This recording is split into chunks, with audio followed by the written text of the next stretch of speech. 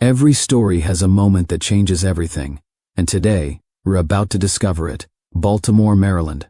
A busy hospital corridor filled with footsteps, rolling carts, and quiet conversations.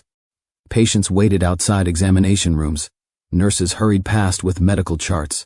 Doctors moved quickly between departments. It looked like an ordinary afternoon, until one moment changed everything. A tall man walked steadily down the hallway. His posture was straight, confident, disciplined. This man was Admiral Harrison of the United States Navy. But something about his walk wasn't right. His steps slowed. His hand brushed the wall for balance. His breathing changed. Across the hallway, a nurse noticed immediately. Her name was Cynthia, 30 years old, calm, observant, the kind of nurse who noticed details most people missed. And in that moment, Cynthia saw something terrifying. Admiral Harrison had only seconds before his body shut down. There was no time to explain, no time to call for help, no time to warn anyone. So Cynthia did the only thing she believed might save him. She ran forward and punched the Admiral directly in the chest. The sound echoed through the hospital corridor. Gasps filled the hallway. Security guards began running toward them. Doctors rushed out of nearby rooms. Visitors stared in disbelief. Admiral Harrison collapsed to his knees. The hallway erupted in chaos, and the question on every face was the same. Why would a nurse do something like that? Was this a terrible mistake, or was it the only way to save his life? For a moment, the entire hospital corridor froze. Doctors stared. Visitors whispered. Security guards rushed closer, unsure whether they were responding to an emergency or insult, and standing in the middle of it all was Cynthia. Calm, focused, completely certain about what she had just done. But to everyone else watching, the situation made no sense. A nurse had just punched a patient. Not just any patient. A United States Navy admiral. Now let me ask you something. Have you ever seen someone do something that looked completely wrong, but later turned out to be the very thing that saved a life? What would you think if you were standing in that hospital hallway? Would you believe the nurse was protecting the patient? Or hurting him? Take a moment and tell me honestly. If you were there, what would your first reaction be? Would you shout for security? Would you try to stop her? Or would you trust that she knew something no one else could see? Go ahead and share your answer in the comments. And if stories like this fascinate you, real moments where courage, quick thinking, and unexpected decisions change lives, take a second to like this video. Your support helps this story reach more people who love powerful real-life experiences. Now before we continue, let me properly welcome you. Welcome to Mr. Obama Stories, where stories don't just get told, they come alive. This is the home of powerful American stories. Stories of struggle, success, mystery, history, and the unforgettable moments that shaped people, communities, and dreams. From inspiring life journeys to shocking real events, every story here is crafted to make you think, feel, and see the world differently. At Mr. Obama Stories, we believe every voice matters and every story carries a lesson. Whether it's motivation, history, real-life drama, or untold experiences, you'll always leave with something unforgettable. So sit back, relax, and let the story begin. Because here, every story has a meaning, and every meaning has a story. Subscribe and become part of the journey.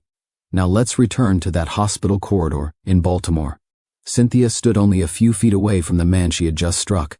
Around them, the hallway had turned into a storm of confusion. Security guards were already pushing through the crowd. One doctor shouted across the hall, "Call a code! What just happened here?" Visitors stepped back quickly as people rushed forward. A decorated naval leader, a man who had commanded ships, crews, and missions around the world. But right now, none of that mattered, because Admiral Harrison wasn't moving. His body had gone still. For a terrifying moment, the hallway went quiet. A nurse rushed forward with a medical cart. A doctor knelt beside him. One of the security officers pointed toward Cynthia. "Did you see that? She hit him." All eyes turned toward her, yet Cynthia didn't panic. She didn't run. She didn't try to explain. She simply watched Admiral Harrison carefully, waiting. 1 second passed, then another, and suddenly, Admiral Harrison's chest lifted sharply. He pulled in a deep, desperate breath. Air rushed into his lungs like someone who had just come back from the edge. The doctors froze. One of them checked the heart monitor quickly. The rhythm had returned. Another doctor looked at Cynthia with disbelief. "Hold on." He stared again at the monitor, then back at Cynthia. His voice dropped almost to a whisper. "Wait." She didn't attack him. He pointed toward Harrison. "She just saved his life." Shock spread across the faces in the hallway. The same punch everyone thought was violence had actually restarted a failing heart. Admiral Harrison slowly opened his eyes. His first breath came with confusion. His second breath came with realization. And the nurse standing in front of him was the reason he was still alive. But this moment, this shocking encounter between two strangers in a Baltimore hospital, was only the beginning. Because the question now wasn't just how Cynthia saved him. The real mystery was something far deeper. How could one split-second decision connect two people from completely different worlds? And how would that moment change both of their lives forever? Before we continue this incredible story, make sure you're subscribed to Mr. Obama's Stories. Because the truth behind what brought Admiral Harrison to that hospital, and how Cynthia knew exactly what to do, is something you won't want to miss. Baltimore, Maryland had a rhythm that people who grew up there could recognize instantly. It lived in the sound of city buses rumbling through early morning streets. It lived in the distant calls of harbor gulls circling above the water.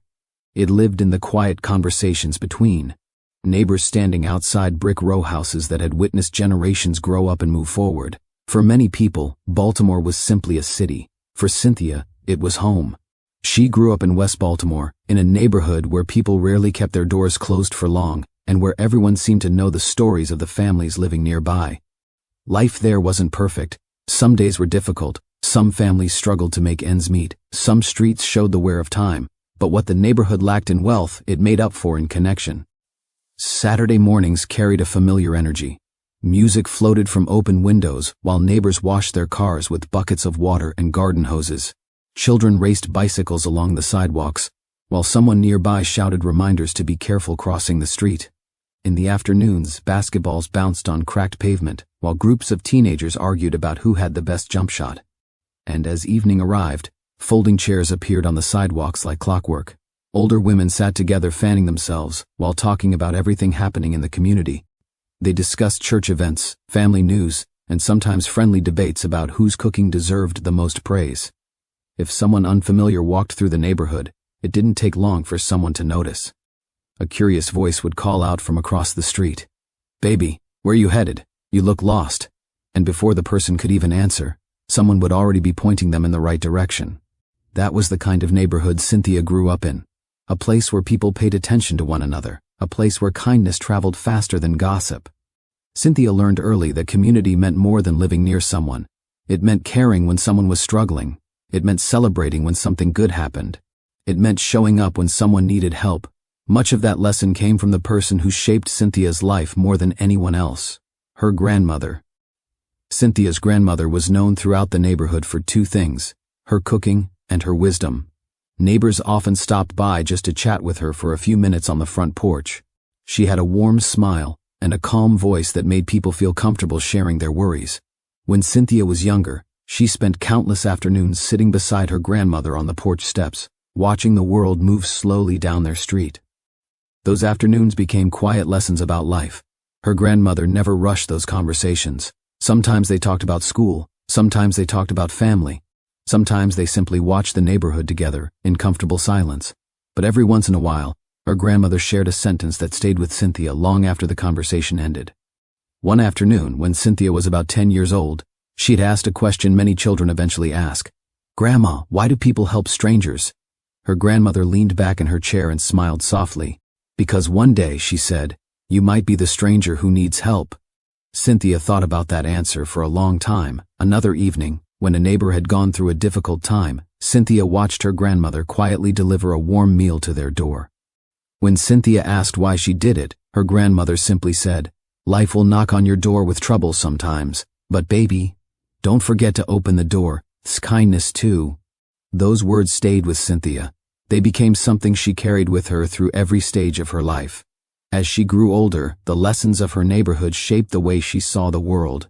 She saw how small acts of kindness could change someone's entire day.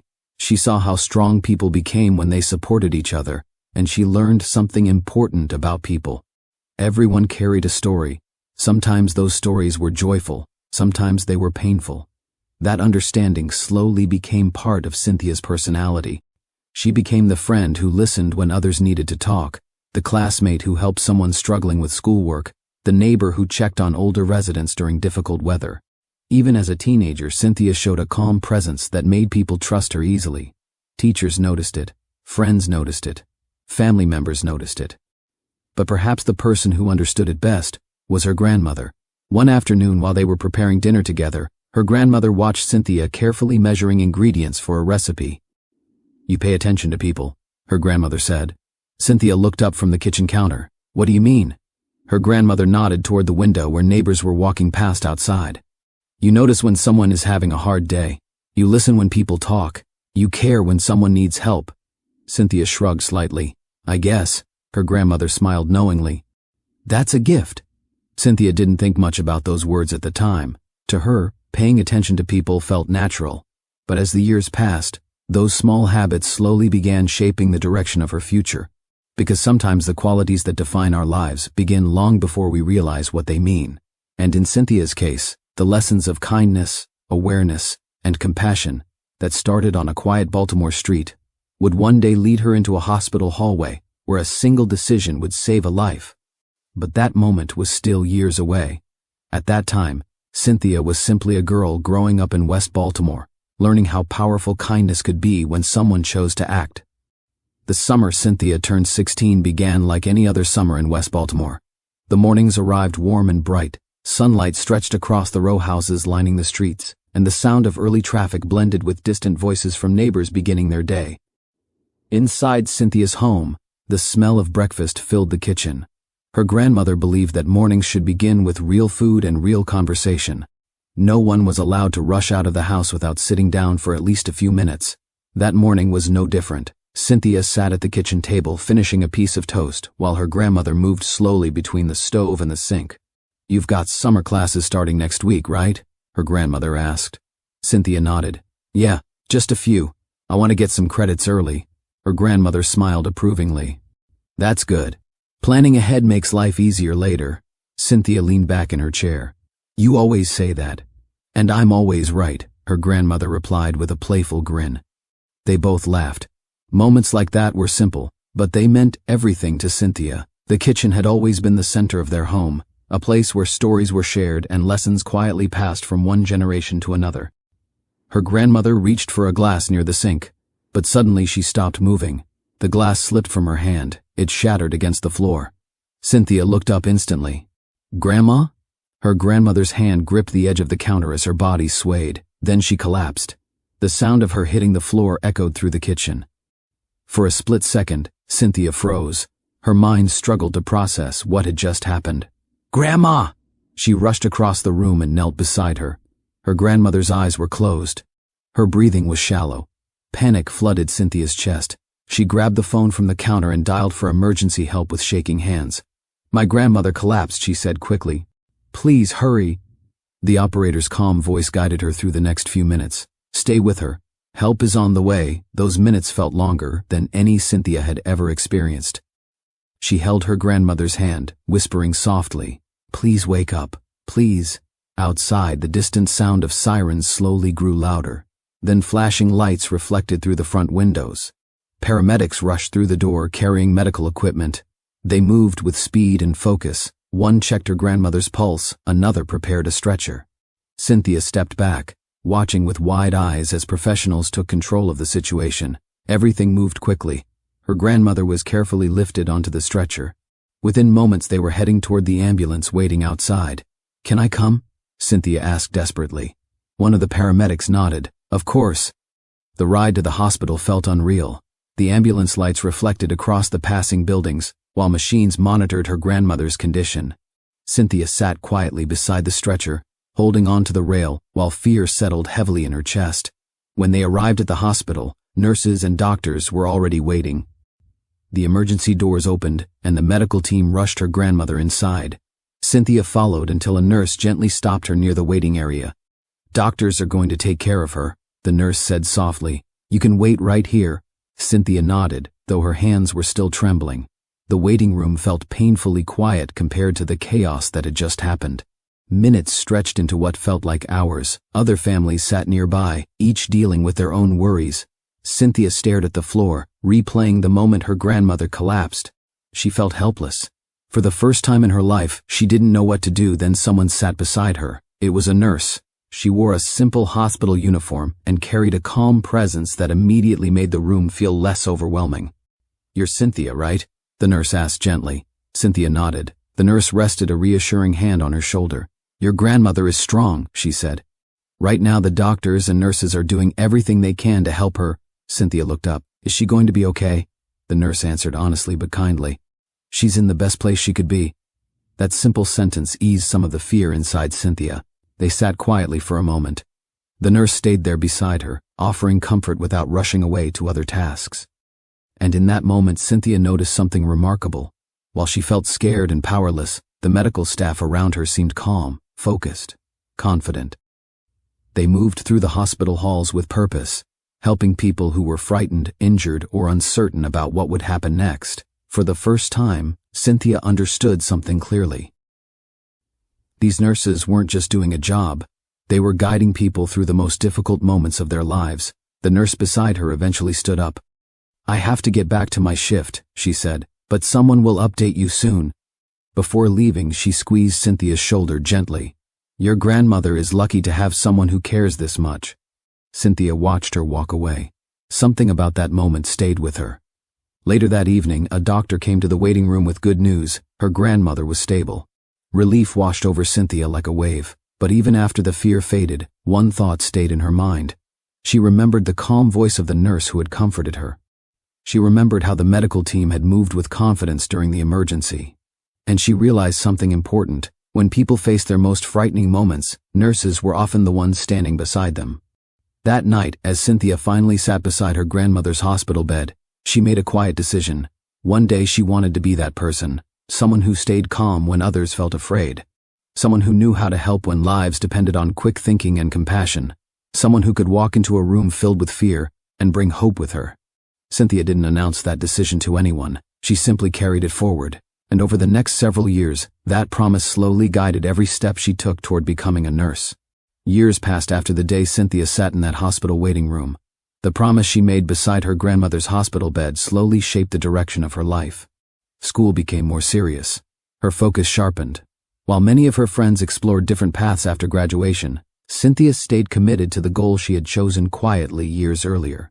She studied hard. She worked long nights preparing for exams. And eventually, after years of training, determination, and countless hours of clinical practice, Cynthia achieved the goal she had carried since she was 16. She became a nurse. Now, at 30 years old, Cynthia worked at a large hospital not far from downtown Baltimore. The hospital itself was one of the busiest medical centers in the area. Every day, hundreds of patients walked through its doors. Some arrived for routine checkups. Others came seeking answers to serious medical problems. Some came during the most frightening moments of their lives. Inside the building, the atmosphere rarely slowed down. Medical carts rolled quickly through hallways. Doctors moved between departments reviewing charts. Nurses stepped in and out of patient rooms with careful focus. Machines beeped steadily in monitoring rooms. Phones rang at the nurses' stations. Families sat quietly in waiting areas, hoping for good news. For Cynthia, this environment had become normal. She moved through the corridors with confidence, checking patient charts, adjusting medications, and answering questions from worried families. Her coworkers respected her for something that couldn't be taught in textbooks: her ability to remain calm. Even during difficult situations, Cynthia maintained a steady presence that reassured patients and coworkers alike. But there was another side to her personality that everyone in the hospital recognized: her humor. Long hospital shifts could be exhausting for both patients and staff. People were often tired, anxious, or frustrated. Cynthia understood that healing sometimes required more than medical treatment. Sometimes people simply needed someone who could make them smile. One evening during her shift, an older patient frowned as he examined the dinner tray placed in front of him. "This food tastes terrible," he complained. Cynthia leaned closer, lowering her voice as if she were sharing a secret. "Sir, if hospital food tasted amazing, nobody would ever want to go home." The man paused for a moment. Then he burst into laughter. Moments like that happened often during Cynthia's shifts: a quick joke, a reassuring word, a calm explanation when someone felt nervous. Those small gestures made a difference, and patients noticed. Several coworkers often joked that Cynthia had a special gift for lifting people's spirits during stressful moments. But behind the humor was something deeper. She paid attention. Years earlier, her grandmother had recognized that quality in her. Cynthia noticed when a patient looked more tired than usual. She noticed when someone seemed unusually quiet. She noticed small details that sometimes revealed larger problems. Those instincts made her a strong nurse. One afternoon, the hospital was particularly busy. Emergency admissions had increased throughout the day. Doctors moved quickly between departments. Phones rang constantly at the nurses' station. Cynthia had just finished checking the vital signs of a patient when she stepped into the corridor to review her notes. The hallway was crowded. Visitors walked between departments. Medical staff passed each other carrying charts and equipment. Everything looked routine, until Cynthia noticed someone walking down the corridor toward the elevators. At first glance, he appeared like any other visitor. A tall man dressed neatly in civilian clothing. His posture was straight, disciplined. There was something about the way he carried himself that suggested leadership. But that wasn't what caught Cynthia's attention. What caught her attention was his movement. His steps weren't steady, not exactly. It was subtle, so subtle that most people walking past him wouldn't have noticed anything unusual. But Cynthia noticed. As he walked, his hand brushed lightly against the wall beside him, almost as if he needed support. She watched carefully. The man continued walking slowly down the hallway. Then his pace changed slightly. His breathing looked different. Cynthia narrowed her eyes. Years of medical training had sharpened her instincts, and something inside her mind immediately began analyzing the signs she was seeing. Something was wrong, very wrong. The man paused briefly, as though trying to regain his balance. Cynthia closed her notebook and stepped toward him. "Sir," she said calmly as she approached, "are you feeling all right?" The man turned toward her. Up close, Cynthia could see that he was slightly older than she first thought, maybe late 30s. His expression was polite, but something in his face looked strained. "I'm fine," he replied. "Just here for a routine appointment." But as he spoke, Cynthia noticed another change. His breathing became uneven, and in that instant, something clicked in her mind. A pattern she had studied during emergency medical training. A rare condition, a condition that could become deadly within seconds. Her heart began beating faster. Because if her instincts were correct, this man didn't have much time. Cynthia took one more careful step closer. The hallway around them continued moving with normal hospital activity. But in Cynthia's mind, everything had suddenly slowed down. She was looking at a man whose body was beginning to fail, and unless someone acted immediately, he might collapse right there in the corridor. The man turned slightly, preparing to continue walking toward the elevators. Cynthia watched him closely. Her instincts were now screaming with certainty. Something terrible was about to happen, and she was the only person in that hallway who seemed to realize it. Cynthia stood only a few steps away from Harrison in the hospital corridor. The moment she had spoken to him, something inside her mind had already begun working through the details she was observing. Years of medical training had sharpened her awareness. Most people in the hallway saw a man walking slowly toward the elevators. Cynthia saw something different. She saw warning signs. Harrison's shoulders looked tense. His breathing had changed from steady to shallow, and the brief moment when his hand touched the wall told her something even more important. He was trying to stay balanced. Cynthia watched carefully as he attempted another step forward. His posture remained upright, but the rhythm of his movement felt wrong. It was subtle, almost invisible, but nurses like Cynthia were trained to notice subtle changes. Small symptoms could mean large danger. "Sir," Cynthia said calmly again, stepping slightly closer, "are you sure you're all right?" Harrison turned toward her. He tried to smile politely, but the effort looked strained. "I'm fine," he said quietly, "just feeling a little lightheaded." The words might have reassured someone without medical training. Lightheadedness, unsteady movement, irregular breathing. Her mind began sorting through possibilities. Low blood sugar, sudden drop in blood pressure, cardiac rhythm disturbance. Her eyes moved quickly over Harrison's posture again. Then she noticed something else. His chest rose unevenly when he inhaled. Not a normal breathing pattern. A disruption. Cynthia's heartbeat quickened. Something serious was developing. Harrison shifted his weight slightly. For a moment, his eyes blinked slowly as though he were trying to focus. Cynthia recognized that look instantly. It was the look of someone whose body was beginning to lose control. "Sir," she said again, her voice firmer now, "I think you should sit down." Harrison shook his head slightly. "I just need a moment," he replied. But as he spoke, his words slowed. Cynthia's instincts sharpened. This was no longer a possibility. This was becoming an emergency. Her training replayed in her mind. During emergency response courses, instructors had described rare but dangerous cardiac events, situations where the heart's rhythm could suddenly fail, moments when immediate action could mean the difference between survival and collapse. Cynthia studied Harrison's face carefully. The color was fading. His lips looked slightly pale, another sign, another warning. And then she noticed the most alarming change yet. Harrison's chest movement paused briefly between breaths. Only a second, but long enough to send alarm through her mind. Cynthia felt a cold wave of realization. His heart rhythm might be failing. If that happened fully, he could collapse within seconds. The problem was that they were standing in the middle of a busy hospital corridor. There was no equipment immediately available, no monitor, no crash cart nearby. Even if she called for help, it might arrive too late. Cynthia's mind began racing through options: call for assistance, guide him to a chair, wait for doctors. But another thought pushed forward. Waiting might not be possible. Harrison took another step forward. His body swayed slightly, his hand pressed harder against the wall now. Cynthia saw it clearly. His strength was fading, and suddenly she remembered something from a training session years earlier. A rare intervention. A sharp impact to the chest at the right moment could sometimes restore heart rhythm. It was not commonly used, but in specific situations, it could interrupt a dangerous cardiac rhythm failure. Cynthia felt the weight of the decision forming in her mind. If she was wrong, it would look like she had attacked a patient. Security could become involved. Her career could be questioned.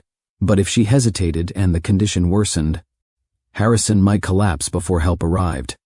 Cynthia looked around quickly. People were still moving through the hallway, unaware of the crisis unfolding only a few feet away. No one else had noticed the signs. She was the only person who saw it. Harrison blinked again. His breathing faltered. Cynthia felt certainty replace hesitation. There was no more time. If she waited even one more moment, she might lose the chance to help him. Her grandmother's voice echoed faintly in her memory. Life will knock on your door with trouble sometimes, but don't forget to open the door with kindness. Cynthia stepped forward. Her decision was made. She raised her arm and prepared to act. Cynthia's mind had already made the decision before anyone else in the hallway realized something was wrong. From the outside, the moment lasted only seconds. But inside Cynthia's mind, every detail moved with sharp clarity. Harrison's breathing had become shallow. His posture had weakened. The pause in his chest movement had confirmed her fear. His heart rhythm was failing, and if she did nothing, he might collapse before any equipment or doctors could reach him. Cynthia stepped forward quickly. "Harrison," she said firmly. He turned slightly toward her voice. For a brief moment their eyes met. In that instant Cynthia saw it clearly: confusion, weakness, and a fading awareness. There was no more time for explanations. Cynthia raised her arm. Then, with one controlled motion, she struck Harrison in the center of the chest. The sound echoed sharply through the hospital corridor. For a moment, everything stopped. A nearby visitor gasped loudly. Someone dropped a folder. Two people standing near the elevator stared in disbelief. To everyone watching, the situation looked completely wrong. A nurse had just punched a patient, and not lightly. The impact forced Harrison backward. He collapsed toward the floor. Several voices erupted at once. "Hey, what was that? Oh my God." A woman standing near the waiting area covered her mouth in shock. Within seconds, the calm rhythm of the hospital hallway shattered into confusion. Security officers positioned near the entrance reacted immediately. One of them began moving quickly down the corridor. Another spoke urgently into a radio. "We have an incident in the hallway." Medical staff nearby rushed toward the scene. Doctors stepped out of nearby rooms. Nurses hurried forward with concern. And in the center of it all, Harrison lay on the floor. His body was still. The man who had been walking only seconds earlier now appeared completely motionless. People gathered in a wide circle around him. A doctor knelt beside Harrison quickly. "What happened here?" he demanded. Several voices answered at once. "She hit him. The nurse punched him." Security officers arrived beside Cynthia. One of them pointed toward Harrison. "Step back from the patient." But Cynthia didn't move. Her eyes remained fixed on Harrison. She was watching carefully, waiting, because she knew the most important moment had not happened yet. The doctor beside Harrison reached for his wrist. He checked for a pulse. Another nurse rushed forward with a small medical kit. "Call for a cardiac team," the doctor ordered. But even as the words left his mouth, something changed. Harrison's chest moved suddenly. A sharp breath filled his lungs. The sound surprised everyone close enough to hear it. The doctor looked down quickly. Harrison's chest lifted again. Another breath followed, stronger this time. The doctor quickly placed his fingers against Harrison's neck. His expression changed. "Wait," he said. The room quieted slightly. He checked again, then looked up at the surrounding staff. "He has a pulse." Several nurses exchanged surprised glances. A moment earlier they had expected cardiac collapse. But Harrison's body was responding. His breathing became deeper. Air moved steadily through his lungs, and slowly his eyes began to open. Harrison looked upward, blinking as he tried to understand what had just happened. The doctor spoke calmly. "Easy. Stay still." Harrison's gaze shifted slightly. He looked around at the faces surrounding him. Doctors, nurses, security officers, visitors, all staring down at him. Then his eyes settled on Cynthia. She stood a few feet away, arms lowered at her sides, calm, watching him carefully. For a moment Harrison simply looked confused. Then he raised a hand slowly toward his chest. "That hurt," he said weakly. Several people nearby exhaled with relief. If he was speaking, he was conscious. The doctor helped Harrison sit up slightly, while another nurse continued monitoring his breathing. The security officers looked between Harrison and Cynthia, unsure what to make of the situation. Just seconds earlier, it had looked like an assault. Now it looked like something very different. The doctor glanced briefly at Cynthia. "What exactly did you do?" he asked. Cynthia answered simply. "I interrupted his cardiac rhythm." The doctor stared at her for a moment, then back at Harrison, then again at Cynthia. Realization slowly formed across his face. "You delivered a precordial strike." Cynthia nodded once. "Yes." The doctor looked back down at Harrison's chest.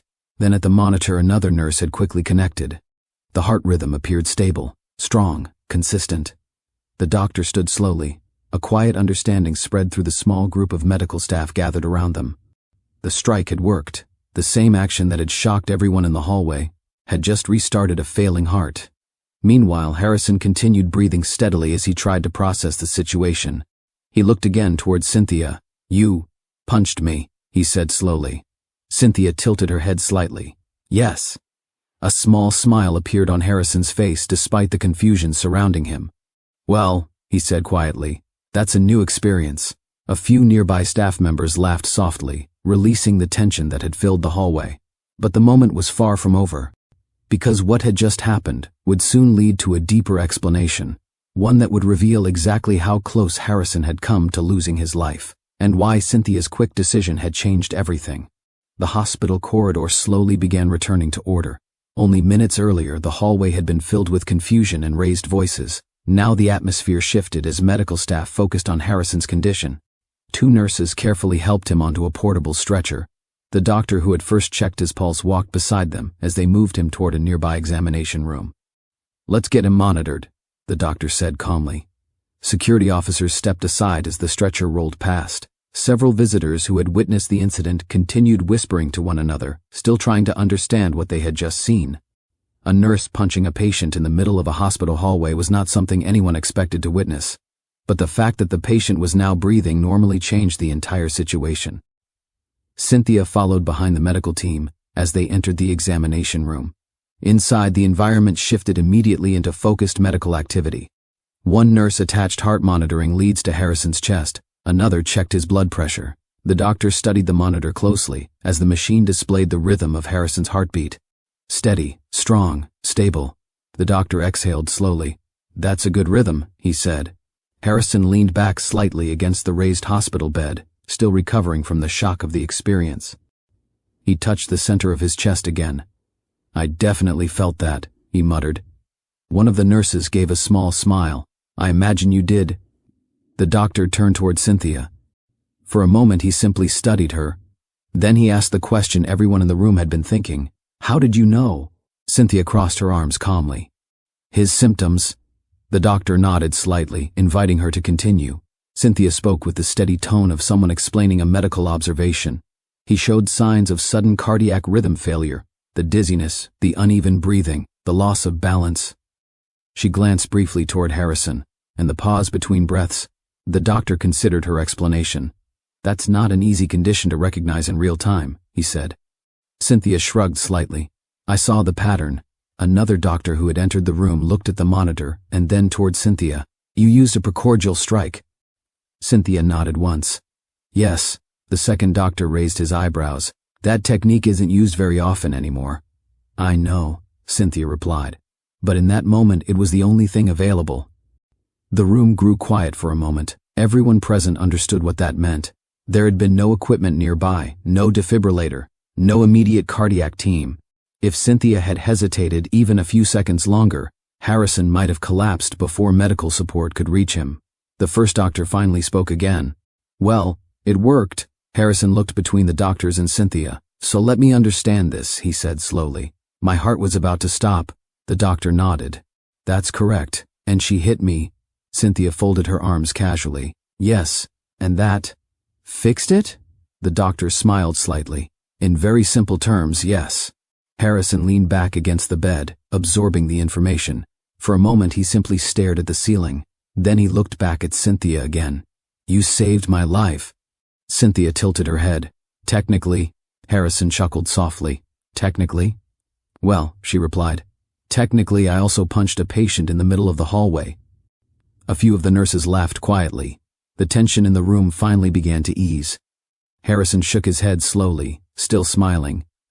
I have to admit, he said, that's not how I expected my hospital visit to go. The doctor finished reviewing the monitor readings. We'll still run a few tests to understand exactly what caused the rhythm disturbance, he said. But thanks to her quick action, you're stable. Harrison looked at Cynthia again, this time with clear respect. He had spent most of his life working with people trained to react under pressure. Military leaders valued quick thinking and decisive action. What Cynthia had done in that hallway required both. Thank you, he said sincerely. Cynthia gave a small nod. You're welcome. For a moment the room settled into a calmer atmosphere. The emergency had passed, but something else had quietly begun. Harrison studied Cynthia for a second longer before speaking again. So, he said lightly, should I expect that level of service every time I visit this hospital? Cynthia raised an eyebrow. Only if your heart stops again. Harrison laughed. Even the doctor smiled. It was the first moment since the incident where the tension completely faded. The doctor adjusted the monitor and made a few notes on the chart. We'll keep him under observation for a while, he said, but everything looks good so far. Harrison relaxed slightly against the bed. His breathing had fully returned to normal. The pain in his chest from the impact remained, but it was a small price compared to what could have happened. He looked again toward Cynthia. There was something about her calm confidence that impressed him.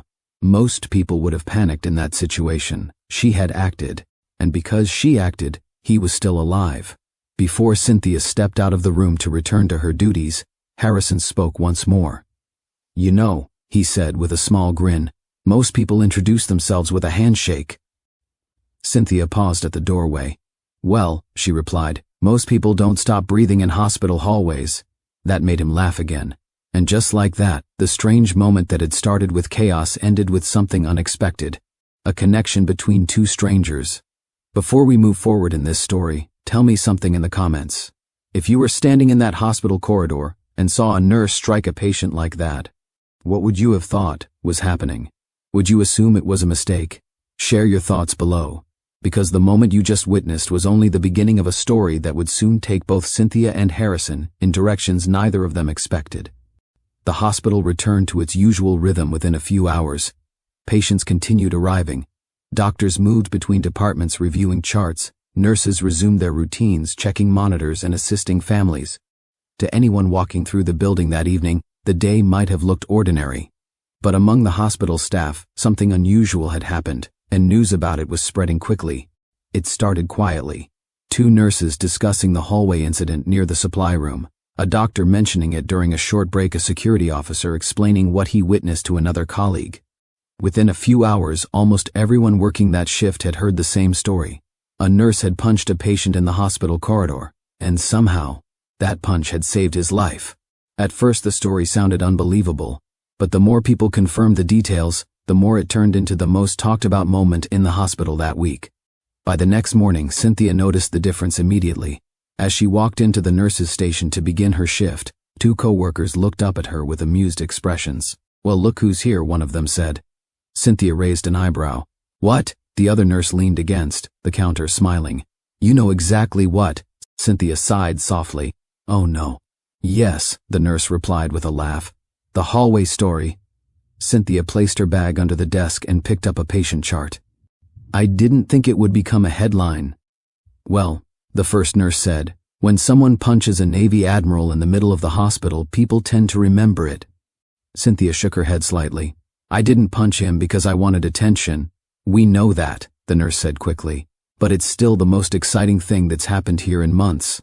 A doctor walking past the station overheard the conversation. He stopped briefly and looked towards Cynthia. You made the right call yesterday, he said. Cynthia nodded politely. Thank you. The doctor continued down the hallway, leaving Cynthia with her coworkers again. One of them leaned closer. So, how hard did you hit him? Cynthia tried not to laugh. Hard enough. The nurse burst out laughing. I bet he'll never forget his hospital visit. Despite the teasing, Cynthia could tell her coworkers respected what she had done. Hospitals were places where quick decisions mattered. Medical staff understood that sometimes there wasn't time to ask permission. Sometimes action had to come first. Meanwhile, in another part of the hospital, Harrison sat quietly in his observation room. The doctors had kept him overnight to monitor his heart rhythm. The steady beep of the monitor beside him confirmed that his heart was functioning normally again. But Harrison's thoughts were not focused on the machine. Instead, he kept replaying the moment in the corridor. The confusion, the sudden impact, and the realization that the nurse standing in front of him had acted without hesitation. Harrison had spent most of his adult life in leadership roles. As a Navy admiral, he had worked with individuals trained to react quickly during emergencies. Decisive action could save lives, hesitation could cost them. That was why Cynthia's decision impressed him. Most people would have waited. Most people would have called for help and stepped back. But she had trusted her instincts, and because she trusted them, his heart was still beating. Harrison leaned back against the hospital bed and stared out the window. Baltimore's skyline stretched across the distance. The city continued with its daily routines, but Harrison knew something important had changed for him. He had come dangerously close to losing his life, and the person who stopped that from happening was a nurse he had met only minutes earlier, Cynthia. The more he thought about it, the more curious he became. There was something remarkable about the calm confidence she carried. She didn't panic. She didn't hesitate. She simply acted. That kind of courage deserved more than a quick thank you in a hospital room. Harrison looked toward the door. He wondered if he would see her again before leaving the hospital, because one thing had become very clear in his mind. 3 days passed after the incident in the hospital corridor. For Cynthia, life quickly returned to the familiar rhythm of long shifts and constant responsibility. Patients needed medication. Families asked questions. Doctors moved between departments reviewing reports and treatment plans. Hospitals rarely slowed down for long, and Cynthia had already returned to focusing on the dozens of small tasks that filled her schedule. Still, the hallway incident hadn't completely faded from memory. Every once in a while, a coworker would pass her at the nurse's station and grin. Careful, one of them joked during a shift change. She might punch you if you look dizzy. Cynthia rolled her eyes. Very funny, another nurse added with a laugh. You know, the security team still talks about that moment. Cynthia shook her head. I was trying to save someone's life, not start a legend, but stories had a way of growing inside workplaces, especially hospitals. Medical professionals understood just how rare that moment had been. A quick decision, a risky action, a life saved in seconds. Even though Cynthia didn't want attention, the story had quietly become one of the most memorable events anyone on that floor had witnessed. Late one evening, Cynthia finished the final tasks of her shift. She reviewed a patient chart, signed a report, and placed her pen back into the pocket of her uniform. The hospital corridors had grown quieter as visiting hours ended. Most of the daytime traffic had already faded. Cynthia walked toward the staff exit, ready to go home. After 12 hours on her feet, she was looking forward to a quiet evening. She pushed open the glass doors and stepped outside. The cool Baltimore air greeted her immediately. The sky above the city had turned deep blue as evening settled over the harbor. Streetlights reflected against the pavement, while cars moved steadily along the road outside the hospital entrance. Then she stopped. Parked along the curb was a dark sedan, and leaning casually beside it stood a man she recognized immediately, Harrison. He looked relaxed, dressed in simple civilian clothing rather than anything formal. His arms were crossed as he waited beside the car. The moment he saw Cynthia step outside, a small smile appeared on his face. Then she laughed softly. You've got to be kidding me. Harrison pushed himself away from the car and walked a few steps closer. "Good evening," he said. "What are you doing here?" "Waiting, for what?" "For you." Cynthia shook her head slightly, still surprised. "You waited outside the hospital?" "Yes, that sounds suspicious." Harrison chuckled.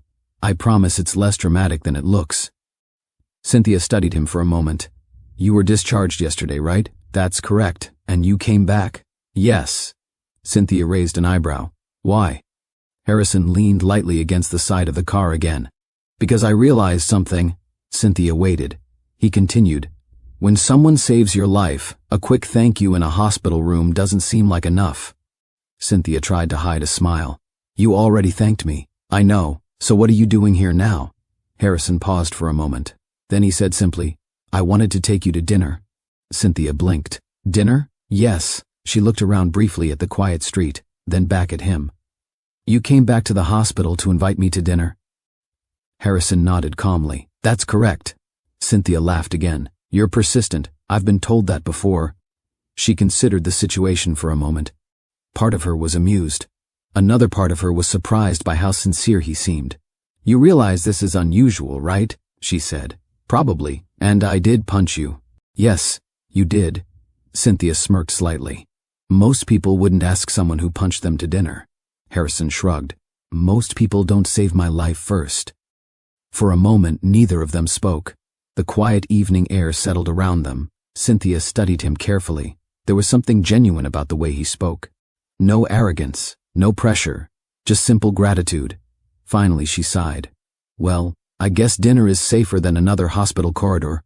Harrison's smile widened slightly. "So that's a yes?" Cynthia shook her head again, amused by the situation. "All right," she said. Harrison opened the passenger door of the car. "Excellent." Cynthia paused before getting in. "One condition." Harrison looked curious. "What's that?" "No collapsing during the meal." Harrison laughed. "Deal." Cynthia stepped into the car. As Harrison walked around to the driver's side, he couldn't help feeling quietly pleased. The nurse who had saved his life had just agreed to spend the evening with him, and neither of them yet realized how much that simple dinner would change their lives. Harrison drove through the evening streets of Baltimore, while the city lights slowly brightened around them.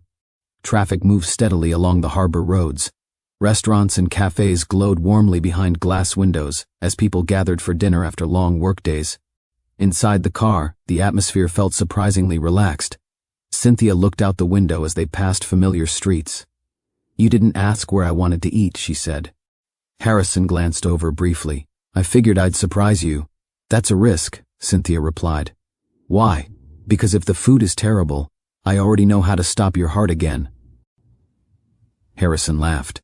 "Fair point." After a few more minutes of driving, he turned toward the inner harbor area. The water reflected the lights from nearby buildings, while boats rocked gently at their docks. Harrison parked near a small restaurant overlooking the harbor. It wasn't a fancy place, but it was lively. Soft jazz music drifted through the open doorway as people talked and laughed at nearby tables. Cynthia stepped out of the car and looked around. "You picked this place?" Harrison nodded. "I heard it was good." Cynthia looked impressed. "You did your research." "I try to be prepared." They walked inside together. The restaurant carried the comfortable energy of a place where locals gathered regularly. A small band played smooth jazz near the back of the room. The music blended easily with the quiet conversations of guests enjoying their meals. Cynthia smiled slightly as they took their seats near a window overlooking the harbor. "You know," she said, glancing around, "most people expect Navy admirals to pick somewhere expensive." Harrison shrugged. "I prefer places that feel real." Cynthia nodded approvingly. "Well, Baltimore definitely counts as real." A server brought water to their table, and they began looking through the menus. After ordering, their conversation started easily. "So," Harrison said, resting his arms on the table, "tell me about growing up here." Cynthia leaned back slightly in her chair. "West Baltimore raised me."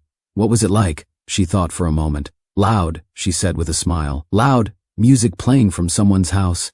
Kids playing basketball in the street. Neighbors arguing about sports." Harrison laughed. "That sounds lively." It was. Everybody knew everybody. She looked out the window briefly before continuing. If someone new walked down the block, 5 people would notice immediately. "And ask questions?" "Oh yes, what kind of questions?" Cynthia smiled. "Where you going? Who you visiting? Do you need directions?" Harrison chuckled. That sounds like serious neighborhood security. It was, Cynthia said proudly. They both laughed. After a moment, Harrison asked another question. Your grandmother still lives there? Cynthia's expression softened slightly. She passed away a few years ago. Harrison nodded respectfully. I'm sorry, she lived a good life, Cynthia said. She's actually the reason I became a nurse.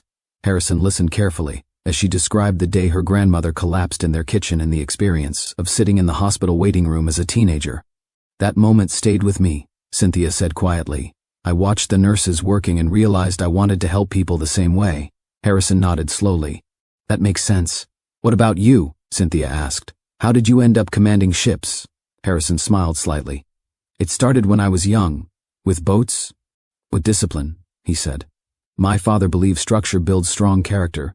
Cynthia raised an eyebrow. So you grew up in a strict house? Very. That explains a lot. Like what? You seem very organized. Harrison laughed. That's military training. She leaned forward slightly. So how long have you been in the Navy? More than 15 years. That's a long time. It is. And you've been all over the world? Several times. Cynthia shook her head. I've spent most of my life in Baltimore. Harrison looked around the harbor through the window. There are worse places to stay. That's true. For a moment they both watched the water outside. Boats drifted slowly under the lights of the harbor. The music inside the restaurant shifted into another smooth jazz melody. The conversation resumed easily as their meals arrived. They talked about work, travel, family memories, and the strange way their lives had intersected in a hospital corridor. At one point, Cynthia looked at Harrison thoughtfully. You know something? What? You're not what I expected. What did you expect? Someone very serious, and instead, she smiled. A man who owes me dinner because I punched him. Harrison laughed again. Well, I'm grateful for that punch. Cynthia raised her glass slightly. To unexpected moments, Harrison lifted his glass as well. To second chances, they shared a quiet smile. The evening continued with easy conversation and comfortable laughter. Neither of them noticed how quickly time passed. But something subtle had begun to form between them. Respect, curiosity, and the early spark of a connection that neither of them had planned. By the time they stepped outside again, the harbor lights shimmered across the dark water. Cynthia looked out across the view for a moment.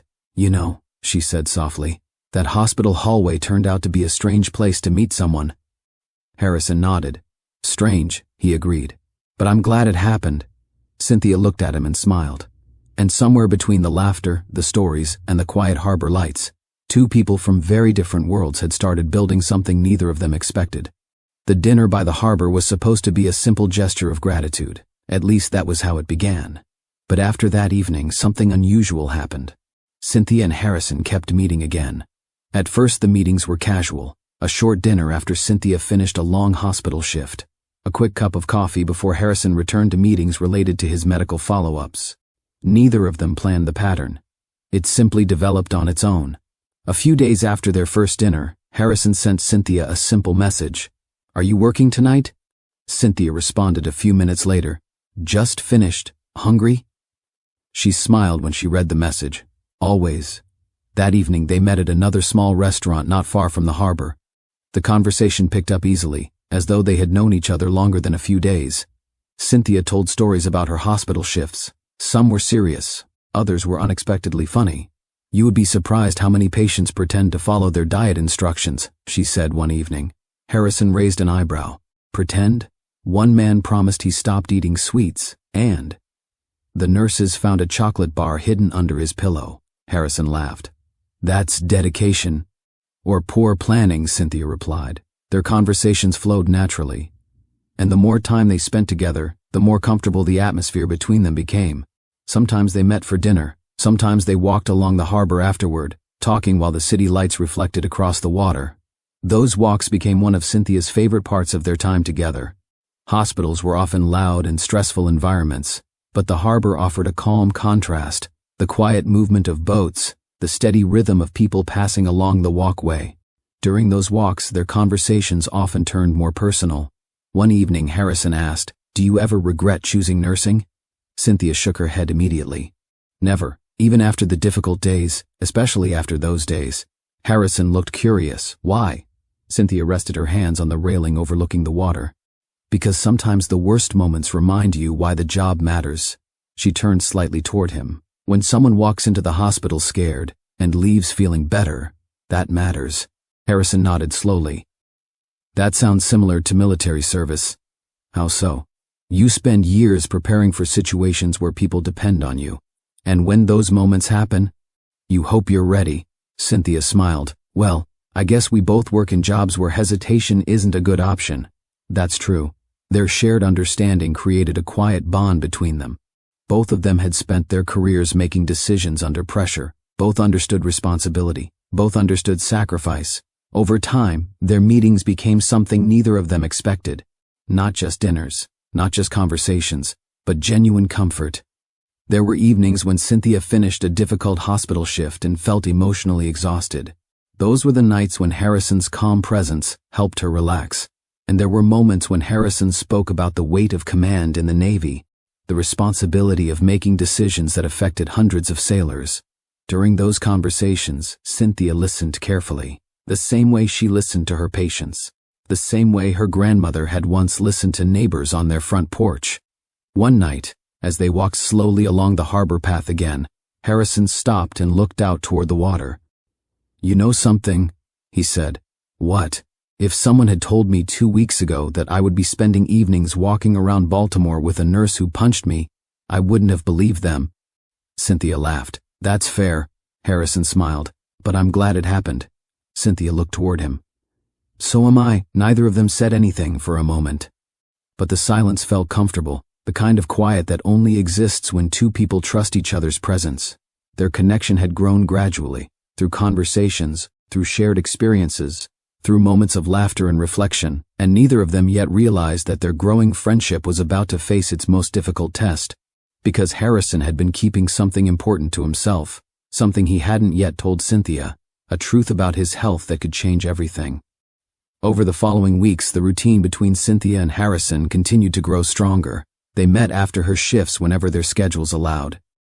Sometimes they returned to the same restaurant near the harbor. Other times they chose quiet cafes or small diners scattered around the city. What began as a simple dinner invitation had quietly turned into something deeper. A friendship built on honesty, trust, and an unusual beginning neither of them could forget. But during those weeks, Cynthia began noticing something subtle about Harrison. At first it was easy to overlook. He occasionally paused during their walks. Sometimes he placed a hand lightly against the railing while catching his breath. Once or twice he rubbed the center of his chest briefly before continuing their conversation. None of it seemed dramatic. Years of nursing had trained her to observe details. And although Harrison tried to hide it well, Cynthia sensed something was still wrong. One evening they sat together on a bench overlooking the harbor. The city lights reflected across the water as boats moved quietly in the distance. For a few minutes they simply watched the view. Then Cynthia spoke. You've been holding something back. Harrison turned toward her. What do you mean? Cynthia studied him carefully. You get tired faster than you used to. He remained silent. And sometimes you stop walking for a second like you're catching your breath. Harrison looked back toward the water. You notice everything, don't you? It's part of the job. He sighed softly. For a moment it seemed as though he might change the subject. But then he spoke again. There's something I didn't tell you about the hospital tests. Cynthia's expression grew serious. What tests? The ones they ran after the hallway incident. Her voice remained calm. What did they find? Harrison rested his elbows on his knees and looked down at the pavement. The doctors discovered an underlying heart condition. The words hung quietly between them. Cynthia felt a familiar shift inside her mind. The same instinct that had helped her recognize danger in the hospital corridor now focused on understanding his condition. What kind of condition? She asked gently. Harrison took a slow breath before answering. A rare rhythm disorder. Cynthia listened carefully. The episode in the hallway wasn't random, he continued. The tests showed my heart has been developing irregular electrical patterns. Cynthia nodded slowly. And the doctors only discovered it because of what happened that day. Yes, she thought carefully before asking the next question. Is it treatable? Harrison hesitated. Yes, he said finally, but it comes with consequences. What kind of consequences? Harrison looked back at the harbor again. The kind that might end my career. Cynthia understood immediately. Military service required strict medical standards. Heart conditions could make leadership roles impossible. You mean the Navy? She said quietly. Harrison nodded. I've spent most of my adult life serving. His voice remained steady, but the weight behind his words was clear. Commanding sailors, leading missions, making decisions that affect hundreds of people. Cynthia listened without interrupting. That responsibility becomes part of who you are, Harrison continued. When the doctors told me I might not be able to continue, it felt like losing something important. Cynthia leaned back slightly on the bench. Did they say it's definite? No, but the possibility is real. For the first time since they met, Harrison's usual calm confidence carried a hint of uncertainty. He stared at the water for several seconds. I'm not afraid of the condition itself, he said. What worries me is what happens if the Navy decides I can't return to duty. Cynthia understood that feeling. For many people, careers were simply jobs, but for people like Harrison, service was identity. It shaped their sense of purpose. She placed her hands together and spoke carefully. Let me ask you something. Harrison turned toward her. When you joined the Navy, what made you stay all these years? Harrison thought about the question. Responsibility, he said, to the sailors I serve with, to the country, to the mission. Cynthia nodded slowly. That kind of responsibility doesn't disappear just because circumstances change. Harrison looked uncertain. What do you mean? You've spent years protecting people. That's true. Maybe life is giving you a chance to do something different with that same strength. Harrison looked at her thoughtfully. Cynthia continued. You're still the same person who made those decisions, the same person who led those sailors, the same person who understands responsibility better than most. You don't lose that just because a doctor writes something on a medical chart, Cynthia added. The harbor lights reflected across the water between them. Harrison considered her words carefully. You make it sound simple, he said. It isn't simple, Cynthia replied. But it isn't the end either. Harrison studied her expression. You're very good at encouraging people, he said. Cynthia smiled slightly. That's part of the job too. Harrison leaned back on the bench. For the first time since receiving the diagnosis, he felt something shift inside his mind. Maybe the future didn't have to feel like a loss. Something he hadn't considered yet. And the person helping him see that possibility was the same nurse who had refused to let his heart stop in a hospital hallway. Cynthia. After the conversation on the harbor bench, something changed quietly between Cynthia and Harrison. Not in a dramatic way. Nothing about their friendship suddenly felt different on the surface. But beneath their conversations, a deeper understanding had formed. Cynthia now knew the truth about Harrison's health. The days that followed brought several medical appointments for Harrison. Doctors continued monitoring his heart rhythm, running additional evaluations, and discussing possible long-term treatment plans. Some of those appointments required careful decisions about lifestyle changes. Others involved discussions about stress levels and physical limitations. For someone who had spent years commanding ships and leading demanding operations, the idea of slowing down was not easy to accept. But Harrison approached the process with the same discipline he had carried throughout his career, and throughout those weeks, Cynthia remained quietly supportive. Sometimes they spoke on the phone after her hospital shifts. Other evenings they met for short walks around the harbor. During those walks, Harrison occasionally shared updates about his medical evaluations. Another test today, he said during one evening stroll. Cynthia glanced toward him. How did it go? They're still studying the rhythm patterns. That's normal, Cynthia replied. Heart rhythm disorders often take time to fully understand. Harrison nodded slowly. I guess patience isn't something the Navy teaches very well. Cynthia smiled. Harrison chuckled softly. Possibly. The more time Harrison spent in Baltimore, the more familiar the city began to feel. Originally, his visit to the hospital had been meant to last only a short period, but with follow-up appointments scheduled and medical monitoring continuing, his stay extended longer than expected. Strangely, he didn't mind. Baltimore had started to feel welcoming in ways he hadn't anticipated. The harbor walks, the quiet restaurants, the relaxed conversations with Cynthia, those simple routines brought a sense of balance he hadn't experienced during years of constant naval operations. One evening as they walked along the harbor path again, Harrison paused briefly, not because of dizziness this time, but because he was thinking carefully. You know something? He said. Cynthia looked toward him. What's that? I've spent most of my life moving from base to base. That's common in the military. Yes, but this is the longest I've stayed in one city without planning my next assignment. Cynthia leaned lightly against the railing beside the walkway. And how does it feel? Harrison looked across the water before answering. Different, good different or difficult different? Both. He turned slightly toward her. I'm used to knowing exactly what my next mission is, and now the future looks less certain. Cynthia listened carefully. But uncertainty isn't always a bad thing, she said. How so? It gives you the chance to explore possibilities you might never have considered. Harrison thought about that for a moment. What possibilities do you see for me? Cynthia smiled slightly. You're asking the wrong person. Why? I'm a nurse, not a career advisor.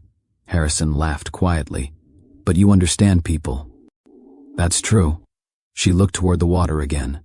You've spent years making decisions that protected others. Yes. Harrison considered her words. Maybe you're right. They stood in comfortable silence for a moment, while boats moved slowly across the harbor. The evening air carried the soft sounds of the city settling into night. After a while, Harrison spoke again. Regardless of what happens with the Navy, I'm grateful for one thing. Cynthia raised an eyebrow. What's that? That hospital hallway. She laughed softly. You're the only person I know who feels grateful about getting punched. It saved my life. Cynthia folded her arms. Well, I can't argue with that. They both smiled. Moments like this had become common between them. Simple conversations, quiet understanding, and the steady growth of a connection neither of them had planned.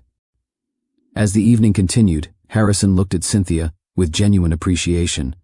You know, he said, if I hadn't come to that hospital that day, we never would have met. That's true, and if you hadn't acted when you did. He didn't finish the sentence. He didn't need to. Both of them understood what he meant. Cynthia gave a small nod. Sometimes life brings people together in strange ways. Harrison agreed. And sometimes those moments change everything. They continued walking along the harbor path, as the lights from the city reflected on the water beside them. Neither of them knew exactly what the future would look like. But one thing had become clear. Their lives had already begun to change because of a single moment in a hospital corridor. And before this story continues, let me ask you something. Have you ever experienced a moment that unexpectedly changed the direction of your life? Maybe it was meeting someone at the right time. Maybe it was making a quick decision that led to something greater.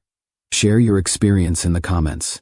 Because stories like Cynthia and Harrison's remind us that sometimes the smallest moments can lead to the biggest changes. And their journey is not finished yet. The weeks following Harrison's diagnosis brought a gradual shift in his outlook on life. At first, the uncertainty about his future in the Navy had felt overwhelming. For years, his career had been built around discipline, structure, and clear objectives. Every mission came with a defined goal. Every operation followed a plan, but the doctor's reports had introduced something Harrison rarely experienced: uncertainty. Medical evaluations continued as specialists reviewed his heart rhythm patterns and discussed long-term management. Some results were encouraging. Others suggested that returning to the intense demands of naval command might be difficult. Instead of reacting with frustration, Harrison began approaching the situation the same way he had handled many challenges throughout his career, with patience and discipline. Cynthia noticed the change during their regular meetings. One evening after her shift ended, they met at a quiet cafe not far from the harbor. Harrison sat across from her with a calm expression. You seem different tonight, Cynthia said. Different how? Less worried. Harrison nodded slowly. I've been thinking a lot about what you said. Cynthia looked curious. Which part? That a change doesn't erase who someone is. Cynthia smiled slightly. I remember saying something like that.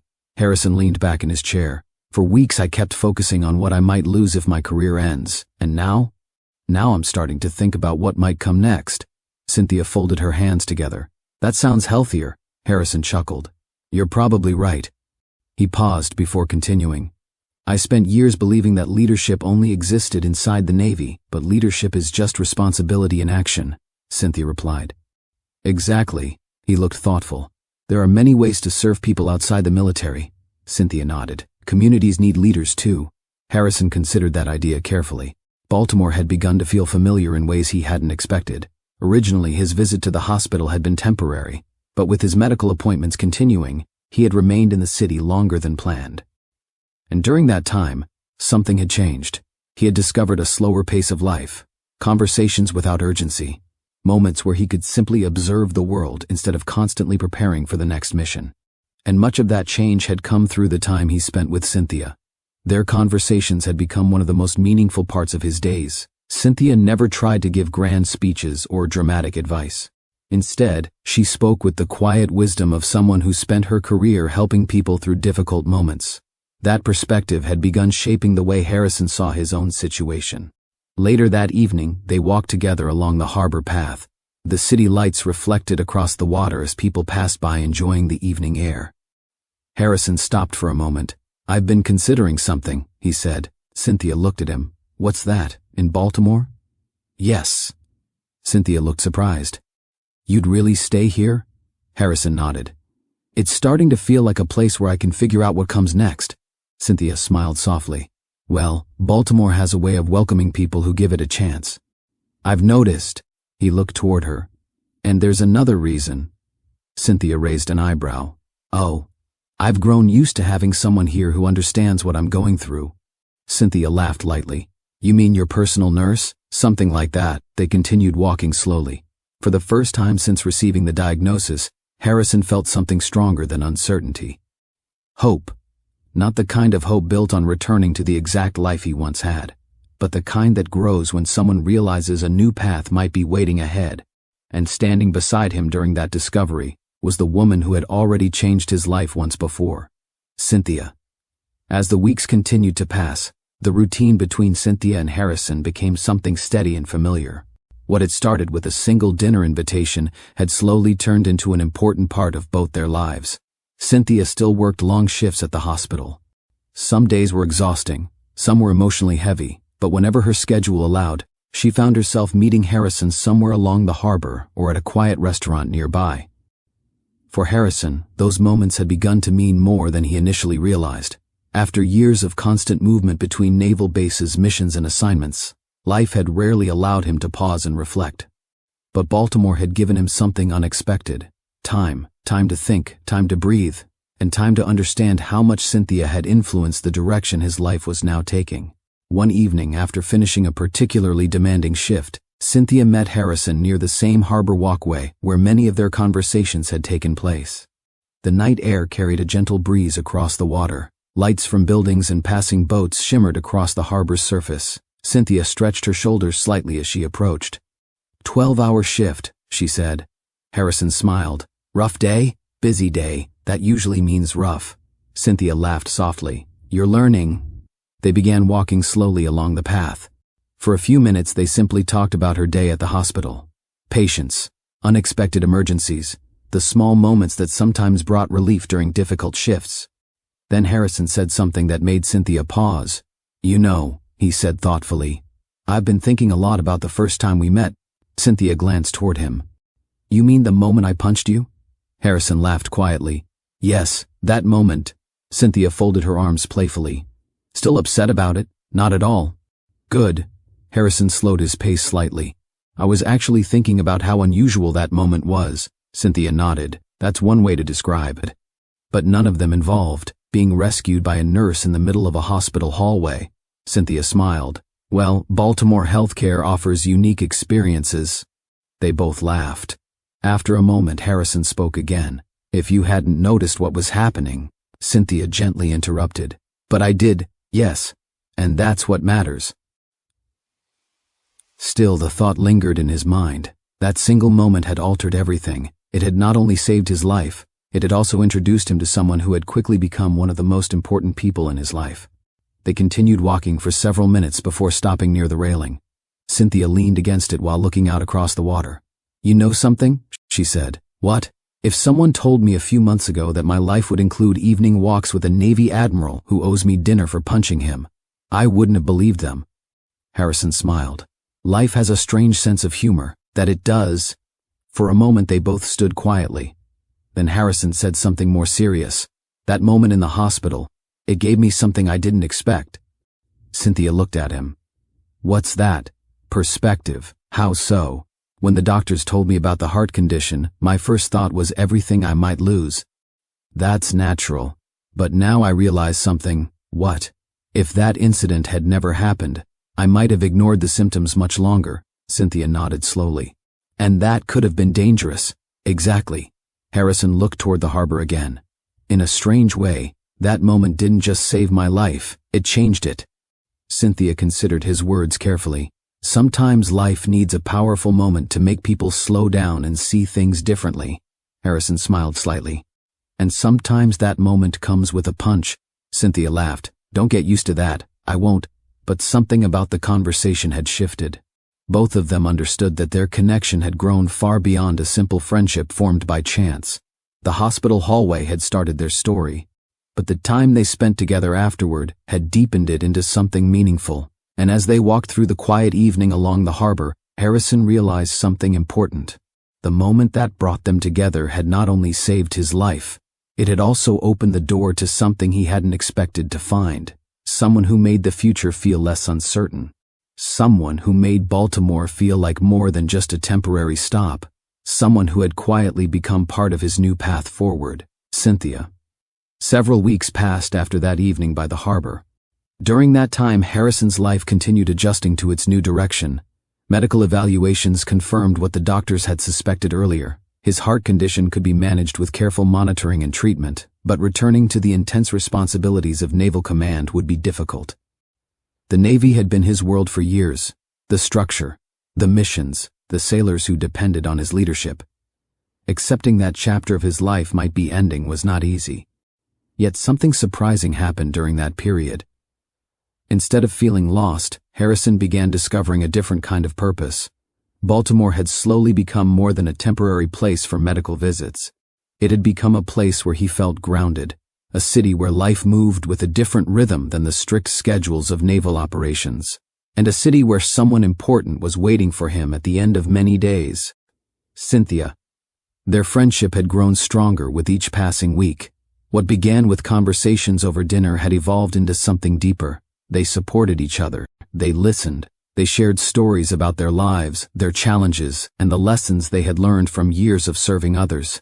One evening, Harrison asked Cynthia to meet him again near the harbor. The sun had just begun setting when she arrived. Golden light stretched across the water while boats moved slowly along the harbor. Cynthia approached him with a curious smile. "You asked me to come out here like it was urgent." Harrison laughed quietly. "Not urgent, just important." Cynthia folded her arms playfully. "That sounds mysterious." Harrison leaned against the railing beside the walkway.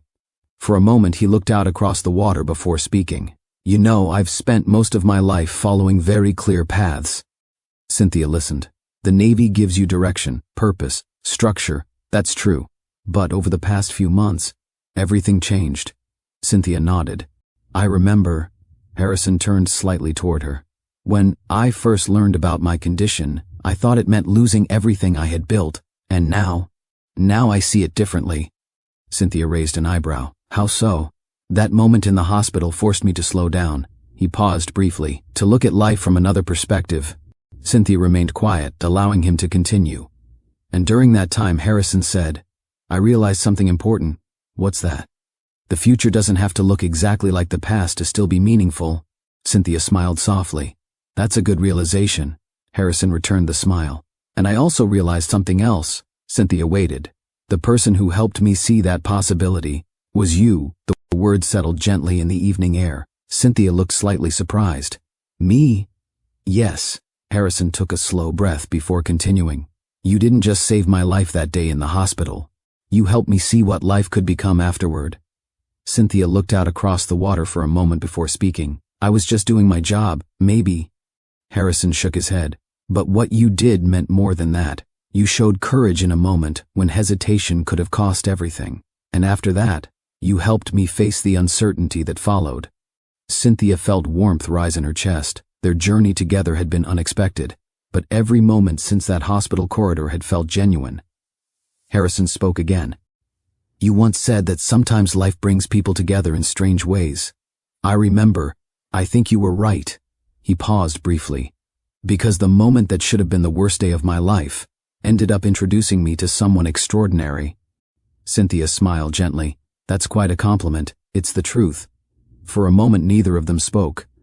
The harbor lights slowly brightened as evening settled over the city. Finally Cynthia laughed softly. "You know something?" "What?" "If someone told me that punching a Navy admiral would lead to all this, I might not have believed them either." Harrison laughed. "Well, it certainly wasn't part of my life plan." But sometimes, Cynthia said thoughtfully, life plans change for a reason. Harrison nodded. And sometimes those changes bring something better. They stood quietly for a moment, watching the water move under the fading light. Then Harrison said something that brought their story full circle. Cynthia smiled. Ours began with a punch, and somehow, Harrison said, that punch saved my life. Cynthia looked at him, and it started something neither of us expected. Harrison nodded. Yes. The two of them stood together beside the harbor, both understanding how much their lives had changed since that day in the hospital corridor. A single moment, a single decision, a single act of courage. Sometimes the events that feel most shocking in the moment become the turning points that shape an entire future. Because in this story, the punch that saved a life also began something far more meaningful, a friendship, a partnership, and a love story that neither Cynthia nor Harrison had ever planned, but both of them were grateful to have found. Life has a way of bringing people together in the most unexpected moments. Sometimes those moments arrive during ordinary days, sometimes they appear in places we never imagined, and sometimes the person who changes our life forever is someone we meet during a moment of crisis. Cynthia acted with courage when Harrison needed help. Harrison responded with gratitude and respect. What began as an emergency became a connection, because every life holds moments that can change everything. What matters most is having the courage to act when those moments appear, and remembering that sometimes the most unexpected events can lead to the most meaningful chapters of our lives.